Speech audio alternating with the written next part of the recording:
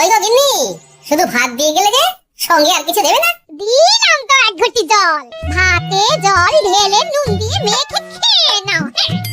কি রোজ রোজ সেই এক খাবার, এসব মুখে তোলা যায় নাকি? হ্যাঁ, তাহলে খালি পেটে থাকো না, কে বলেছে মুখে তুলতে?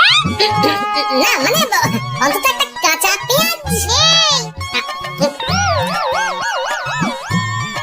মাঝে মাঝে তো বেশ ওই মশলা দিয়ে কষিয়ে মাছ মাংস রাঁধতে পারো গিন্নি। বাজারে মাছ মাংসের দাম জানো? কথায় শুয়ে মাছ মাংস খাওয়ার স্বপ্ন দেখতে লজ্জা করে না তোমার?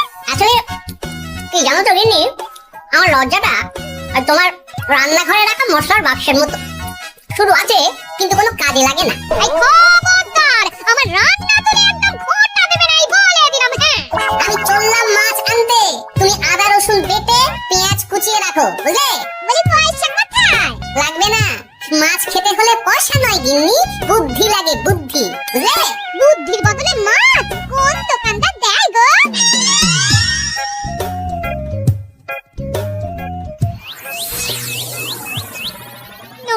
না, কিছুতেই বুঝে উঠতে পারছি না। এই নিন জাহাপনা, আপনার জন্য আম পোড়া শরবত এনেছি, খেয়ে নিন। ওরা কপাল আগে সামলাই, তারপর আম পোড়ার শরবত খাবো। সে কি জাহাপনা, আম তো আপনার প্রিয় ফল। তার চেয়েও প্রিয় ক্ষমতার লোভ।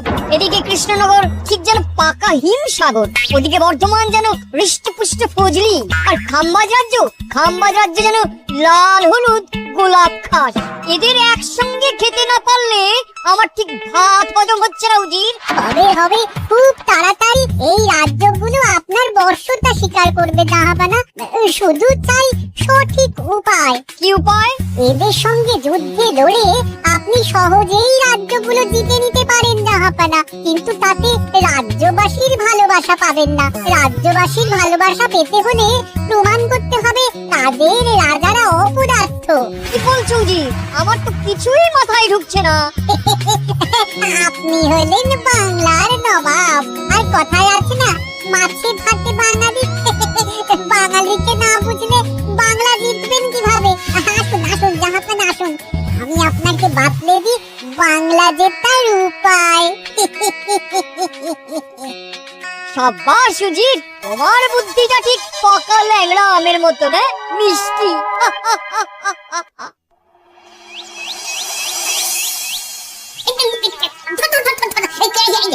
পায়ের মিষ্টি গলে গেল।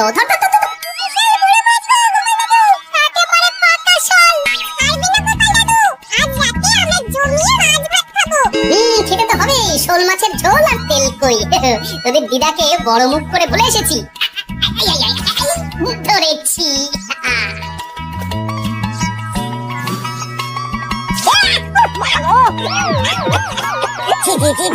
কি দুর্গন্ধ! গোপালকে ছাড়বেন না মহারাজ, ও ইচ্ছে করে আমার মুখে কাদা ছুঁড়েছে। ঠাকুর বলেছেন মানুষ নিজের কর্মফল একদিন না একদিন ঠিক পাবে। মন্ত্রী মশাই যে এত তাড়াতাড়ি পেয়ে যাবেন ভাবতেই পারিনি। দেখেছেন মহারাজ, দেখেছেন? দোষ করে এখন আবার ধর্মের বাণী দিচ্ছে।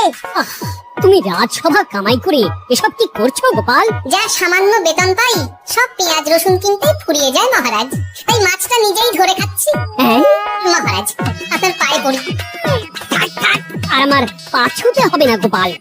কেন মহারাজ? আমি তো মন থেকে আপনাকে সম্মান করি, বলুন। এত আচ্ছা জ্বালাতন। মুর্শিদাবাদের নবাব বাহাদুর আপনাকে একটি বিশেষ পত্র পাঠিয়েছেন, অনুগ্রহ করে গ্রহণ করুন।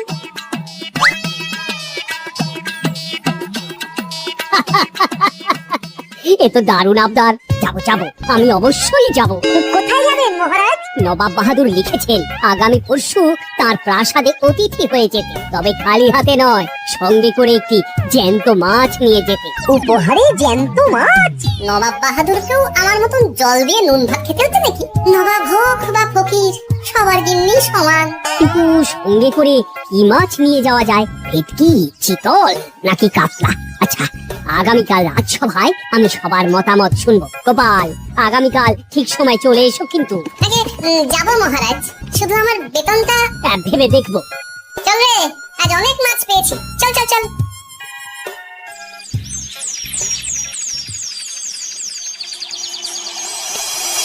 কি মহারাজ, আপনাকে এত চিন্তিত দেখাচ্ছে কেন? নবাব বাহাদুরের জন্য কি মাছ উপহার স্বরূপ নিয়ে যাওয়া যায় সেই চিন্তায় গতকাল রাতে আমার ভালো ঘুম হয়নি মন্ত্রী। আমিও গতকাল রাতে দু চোখের পাতা এক করি মহারাজ, অনেক ভেবে সকালের দিকে আমার মাথায় একটা বুদ্ধি এলো। কি বুদ্ধি? নবাবকে উপহার স্বরূপ ইলিশ দিলে কেমন হয়? বোঝো কাণ্ড, এই বুদ্ধির জন্য রাত জাগতে হলো। ইলিশ তো জল থেকে তুললেই অপনা পায়, তা জ্যান্ত থাকবে কিভাবে? ঠিক ঠিক, মন্ত্রীর মাথায় গোবর আছে না বুঝি। আমার মতে উপহার স্বরূপ ছোট মাছ নিয়ে যাওয়াই ভালো। এই যেমন ধরুন ওই পুঁটি মাছ, নিজেও খেতে পারবেন আবার ঝালও খেতে পারবেন। ছি ছি ছি ছি, সবাই হাসবে যখন দেখবে কৃষ্ণনগরের মহারাজ উপহার স্বরূপ নিয়ে গেছেন পুঁটি। ওরে বাবা, তাহলে থাক বাবা। তাহলে বাদ গেল মোট দুটি, ইলিশ আর পুঁটি। আমার মতে কাতলা দেওয়াই ভালো, ওজনেও বেশি হবে। না না না, কাতলা দেখতে একদম ভালো নয়, মাথা মোটা মাছ কোথাকার। উপহারে এমন কিছু দেওয়া উচিত যা দেখতে সুন্দর হবে। হ্যাঁ ঠিক তো, তাহলে বরং ভেটকি দিয়ে দিন। ভেটকি বাজারে কত করে কিলো এখন? পয়সা চিন্তা আমি করছি না গোপাল, বরং আমার চিন্তা মান সম্মানে। বাকি রাজ্যের রাজাদের তুলনায় আমার উপহার যেন নবাবের বেশি পছন্দ হয়। কিন্তু সবাইকে এরকম অদ্ভুত উপহার নিয়ে যেতে বলার কারণ কি? মাছ, তাও আবার জ্যান্ত। আচ্ছা মহারাজ, এর পিছনে নবাব বাহাদুরের কোনো চাল নেই তো? গোপাল, তুমি মিছি মিছি সন্দেহ করছো। কথা না ঘুরিয়ে বরং একটা ভালো মাছের নাম বলো দেখি। ভালো মাছ? জ্যান্ত কই মাছ নিয়ে যান মহারাজ, গতকাল অনেকগুলো ধরেছি। কি এত ভালো ভালো মাছ থাকতে আমি শেষে কই মাছ নিয়ে যাব? তুমি সমাধান না দিয়ে উল্টে মজা করছো গোপাল। দূর হয়ে যাও, দূর হয়ে যাও আমার চোখের সামনে থেকে। আগে ভাড়ামো করার জন্যই তো মাস গেলে বেতন পাই মহারাজ। মানে কি বলতে চাইছো গোপাল? নবাব বাহাদুর কি চান সেটা আমরা সবাই জানি, তাই বলছি মাছের গর্তে হাত ঢোকানোর আগে পরীক্ষা করে নেওয়া উচিত ভেতরে সাপ আছে কিনা।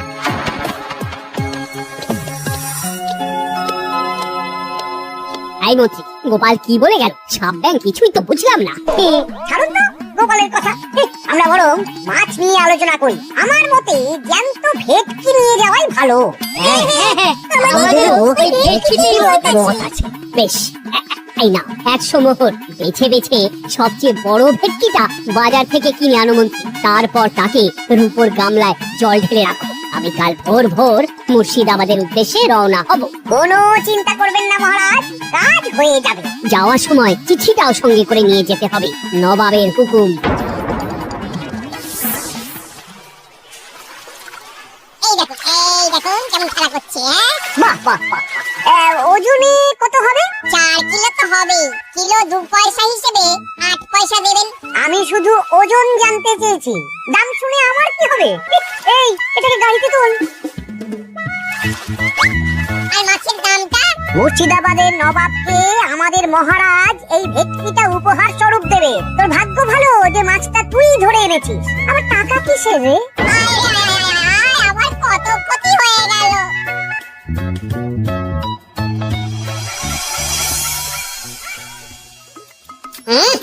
তুমি তেলকৌকে যা বেঁধেছ না? বলি বলি কটা মাছ আছে গো? আছে, তাতে আগামী 7 দিন হয়ে যাবে। তাহলে কাল কই মাছের ঝোল খাবো, উসু খাবো, শোল মাছের কালিয়া। এসব খেয়ে খেয়ে জিভে চড়া পড়ে গেল। বাজার থেকে একটু ইলিশ ভেটকিও তো আনতে পারো। ইলিশের অনেক দাম গো গিন্নি, আর ভেটকি তো বাজারে প্রায় ওঠেই না। কি বলেছে তোমাকে? শুনলাম মন্ত্রী মশাই নাকি আজ বাজার থেকে সবচেয়ে বড় জ্যান্ত ভেটকিটা পেয়েছেন। তাই নাকি? তার মানে আগামীকাল নিশ্চয়ই মহারাজ ওটা নিয়েই মুর্শিদাবাদ যাবেন। আমার মনটা বড্ড কোড়াচ্ছে গিন্নি। এভাবে ছেড়ে দিলে হবে না, একটু পরীক্ষা করে দেখতে হবে। হাজার হোক এই রাজ্যটা তো আমারও। এত রাতে আবার কোথায় চললে গো? দেখতে গর্তে সাপ আছে না মাছ। কি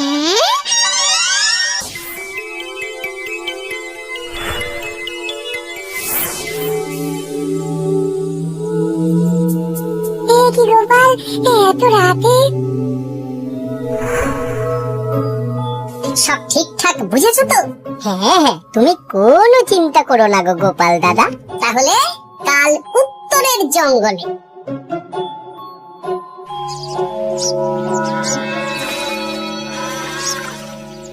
ভেটকি মাছটা রূপোর গামলায় রেখে গরুর গাড়িতে তুলে দিয়েছি মহারাজ। আর নবাব বাহাদুরের চিঠিটা? এই সিংহাসনের উপর, নিচে, ডাইনে, বাঁয়ে সব জায়গায় খুঁজলাম, কোথাও নেই। চিঠি তাহলে? এমন চিত্তাকর্ষক উপহার দেখলে নবাব বাহাদুরের চিঠির কথা মনেই থাকবে না। আপনি নির্দ্বিধায় যাত্রা শুরু করুন মহারাজ। ঠিক বলেছ।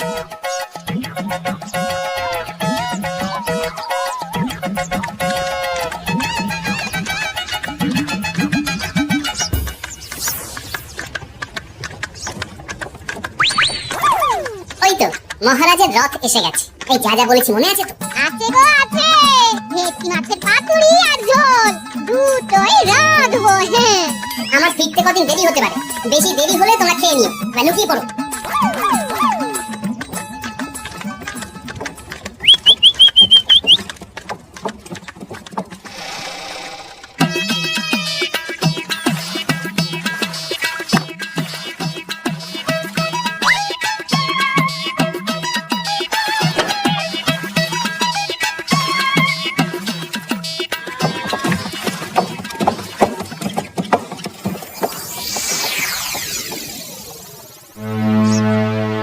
ওই দেখা যায় রথে চেপে সবাই ধীরে ধীরে এদিকেই আসছে জাহাপানা। আসতে দাও, আসতে দাও, এবারই খেলা জমবে।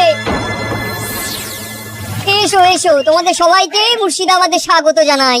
আমার উপহারের কথা মনে আছে তো? আছে জাহাপানা আছে, শুধুমাত্র আপনার জন্য আমি নিয়ে এসেছি একটা জ্যান্ত কাতলা। এই নিয়ে এসো। আমার উপহারও কিছু কম নয় জাহাপানা, নিয়ে এসো। আর তোমরা?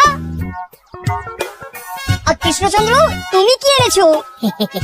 এদের সবার চেয়ে ভালো উপহার এনেছি, যা দেখলে আপনার মন একেবারে আনন্দে নেচে উঠবে। ইচ্ছে করবে এক্ষুনি হয় পাতুরি না হয় ঝোল করে খেয়ে নি। তাই নাকি? হ্যাঁ, খাস নবাব বাহাদুরের জন্য আমার বিশেষ তোফা। কই নিয়ে এসো। এই তো কই নিয়ে এসেছি মহারাজ। গোপাল, তুমি? ভেটকি কোথায়? এতক্ষণে গিন্নি রান্না বসিয়ে দিয়েছে।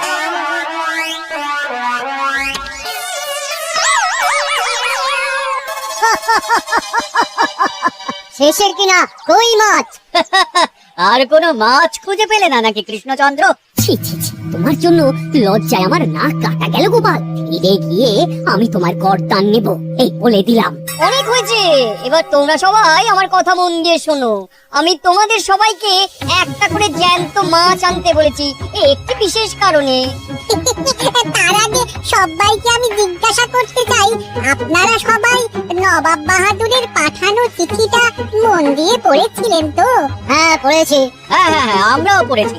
বেশ, তাহলে তো তোমরা এই আমন্ত্রণের কারণটা জানো। তোমাদের আনা মাছেদের আয়ু যতদিন, তোমাদের রাজ্যের আয়ুও ততদিন। মানে আপনাদের মধ্যে যার মাছ যেদিন মারা যাবে, জাহাপানা তার রাজ্যটা সেদিন নিয়ে নেবে।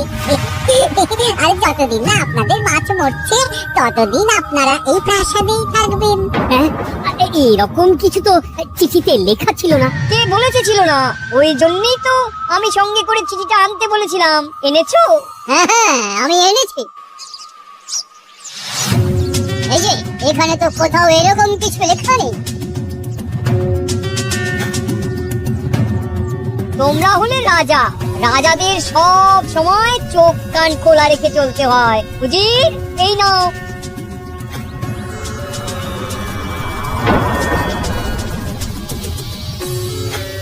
সত্যি তো, চিঠিতে তো এটাই লেখা আছে। আমাদের সঙ্গে প্রতারণা করা হয়েছে। হ্যাঁ হ্যাঁ, আমরা কেউ বুঝিনি চিঠিতে কারচুপি করা আছে। চুপ! বেশি গলা তুলে কথা বললে গলাটা শরীরের ওপরে নাও থাকতে পারে। আজ এই মুহূর্ত থেকে এই খেলাটা শুরু হলো। তোমাদের রাজ্যের আয়ু এখন তোমাদের আনা মাছেদের কাছে।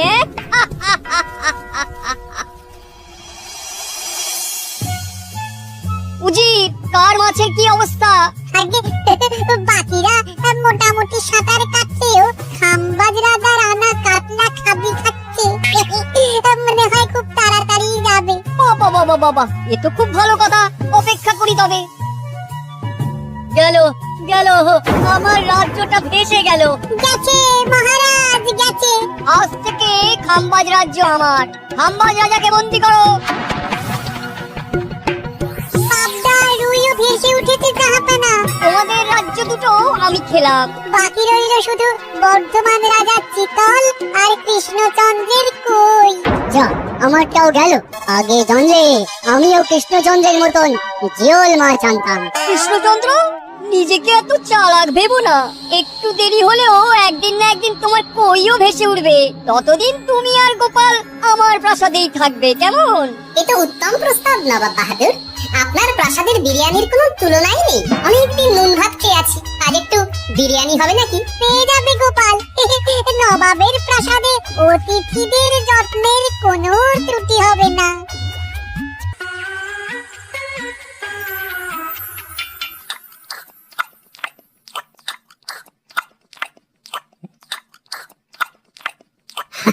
আমাকে ক্ষমা করে দিও গোপাল, আমি তোমাকে অনেক কথা শুনিয়েছি, কিন্তু এখন বুঝতে পারছি কেন তুমি ভেটকির বদলে কই মাছ এনেছো। আহ, বিরিয়ানিটা যে রেঁধেছে না, বুঝি এই নবাবের বাবুর্চিকে কোনোভাবে কৃষ্ণনগরে ধরে নিয়ে যাওয়া যায় না মহারাজ?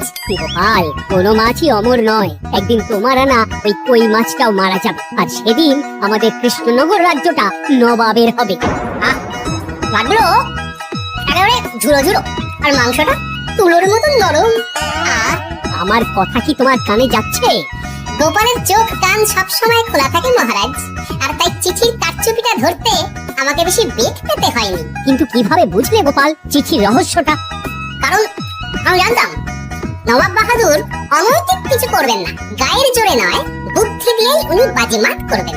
অবশ্য এ ব্যাপারে আমাকে সাহায্য করেছে বিজ্ঞানী। একটা সাহায্য করতে পারবেন বিজ্ঞানী?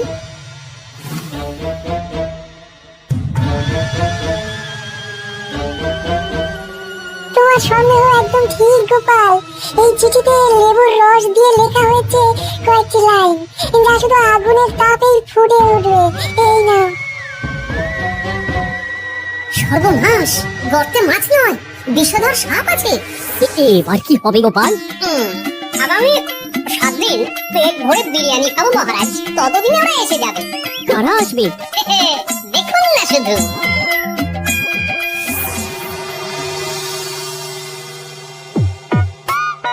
এই তোমার বুদ্ধি, দেখলে তো গোপাল এসে কেমন সবকিছুর উপরে জল ঢেলে দিল।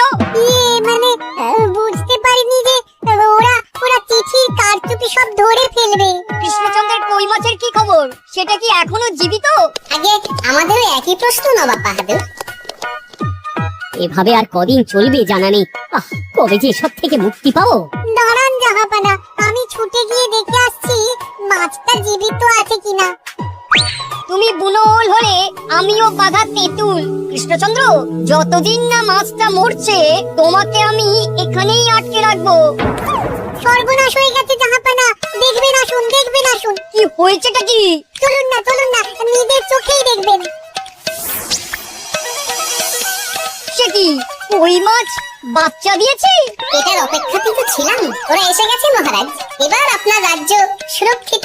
মানে মানে নবাব বাহাদুরের কথা অনুযায়ী মাছ মারা গেলে রাজ্য ছাড়তে হবে। এমনিতেই কই মাছের জান শক্ত, এরাও বড় হবে, বাচ্চা দেবে। এইভাবে কই মাছের গোষ্ঠী মরে শেষ হতে হতে নবাব বাহাদুর আর বেঁচে থাকবেন না। নয়, হ্যাঁ। বেছে বেছে ঠিক মা কই মাছটাকে নিয়ে এলে, এবার রাজ্যে ফিরি। কি লাভ, সেই তো নুন ভাত খেয়েই থাকতে হবে। না না, আমি তোমার বেতন 10 গুণ বাড়িয়ে দেব, আর যাওয়ার সময় নবাবের বাবুর্চিকেও ধরে নিয়ে যাব। আজ থেকে তুমি শুধু বিরিয়ানি খাবে। জয় জয় মহারাজের জয়।